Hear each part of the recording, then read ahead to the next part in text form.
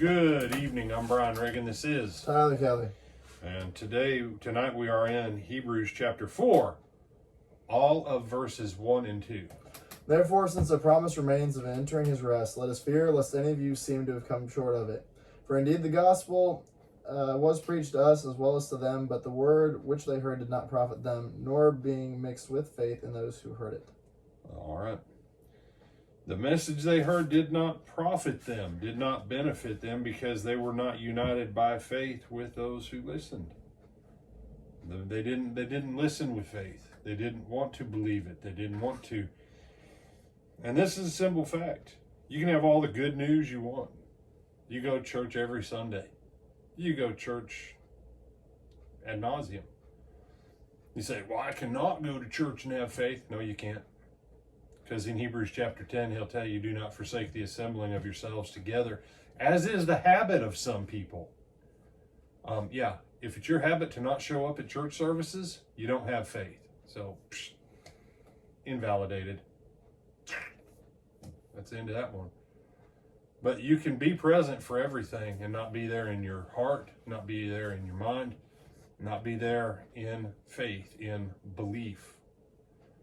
And that's why he opens up with verse 1 and says, let us take care to not miss entering into God's rest, to fail to reach it because we're people who lack faith. Dangerous place to be, lack of faith. Why? Well, he'll tell us in Hebrews chapter 11, and that's because without faith, it's impossible to please God. How come they failed to please God? How come they failed to achieve what God was going to give them? God's grace gave the original children of Israel who came out of Egypt the land of Canaan. Their unbelief rejected God's goodness. So God said, fine, y'all don't want it. I will wait 40 years and raise up a new generation who actually will. God kept his word.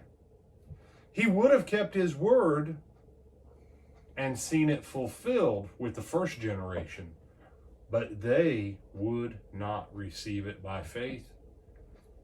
And therefore, because they would not receive it, God can keep his word all day long. But if you won't receive it, you'll never get the benefit of it. And that is the point here in these two verses. Some other thoughts, my brother? No, sir.